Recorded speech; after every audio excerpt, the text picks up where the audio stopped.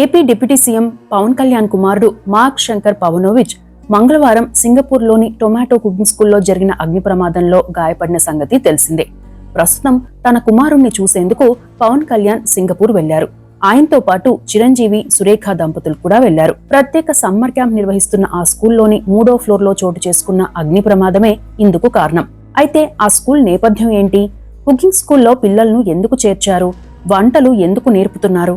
Fire accident ఎలా జరిగి ఉండవచ్చు అనే అంశాలను పరిశీలిద్దాం. మన దేశంలో అమలవుతున్న తరహాలోనే ప్రపంచంలోని పలు దేశాల్లోని విద్యా విధానాలు అమలవుతున్నాయి. అంటే సిబిఎస్ఈ, ఐసిఎస్ఈ, ఐబీ బోర్డ్స్ తరహా అని చెప్పవచ్చు.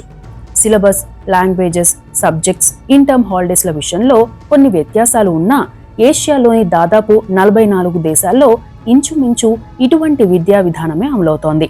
కాకపోతే కొన్ని దేశాల్లో వారి వారి కల్చర్కి తగ్గట్టు లేదా పండుగలకు తగినట్టుగా విద్యా సంవత్సరం మధ్యలో హాలిడేస్ ఉంటాయి. కానీ సమ్మర్ హాలిడేస్ ఇంచుమించు ఒకే తీరుగానే ఉంటాయి.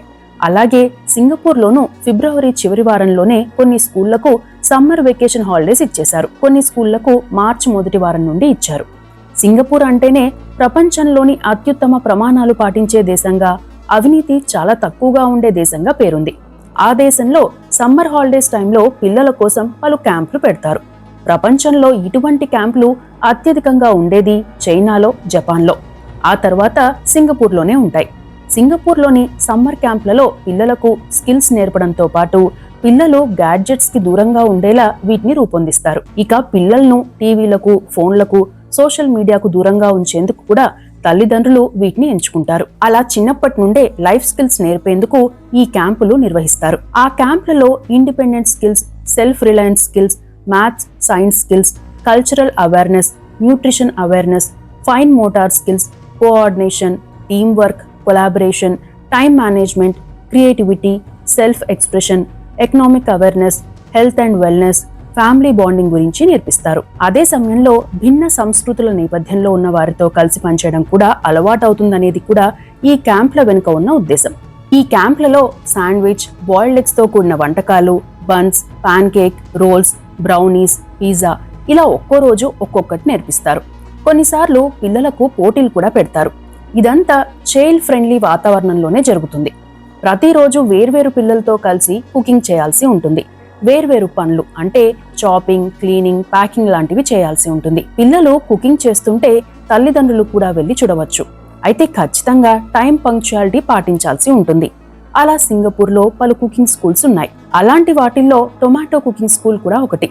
దీన్ని సింగపూర్లోని 278 రివర్ వ్యాలీ రోడ్లో 2020లో స్థాపించారు. క్రిస్మస్ క్యాంప్, సమ్మర్ క్యాంప్లతో పాటు పలు అకేషన్లలో అంటే పిల్లలకు సెలవులుండే రోజుల్లో పలు క్యాంప్లను నిర్వహిస్తారు. ఇక్కడ పిజ్జా, కప్ కేక్, సలాడ్స్ తో పాటు అనేక వంటకాల తయారీని పిల్లలకు నేర్పిస్తారు. 4 చోట్ల ఈ సమ్మర్ క్యాంప్ ని నిర్వహిస్తున్నారు. మార్చి 3న ఈ క్యాంపు మొదలైంది. మే 16 వరకు ఈ స్పెషల్ క్యాంప్ ఉంది. 6 ఏళ్ల నుండి 14 ఏళ్ల పిల్లలను ఇందులో చేర్చవచ్చు. ఈ క్యాంపులో creativity, cooking, team work, self confidence build చేయడం లాంటివి నేర్పిస్తారు. ఈ క్యాంప్లో అమ్మాయిల కంటే కూడా అబ్బాయిలనే ఎక్కువగా చేర్పించేందుకు తల్లిదండ్రులు ముందుకొస్తారు. అబ్బాయిలకు వంట నేర్పించడం మంచి పనిగా భావిస్తారు. ఇక రోజు వెళ్ళినట్టే మంగళవారం అంటే ఫిబ్రవరి 8న పిల్లలు ఆ స్కూల్కి వెళ్లారు. షెడ్యూల్ ప్రకారం ఈ క్యాంప్లో ఈస్టర్ ఎగ్ సలాడ్ శాండ్విచ్ చేస్తున్నారు. ఆ సమయంలోనే అంటే ఉదయం 9:45 3rd ఫ్లోర్లో మంటలు వచ్చాయి.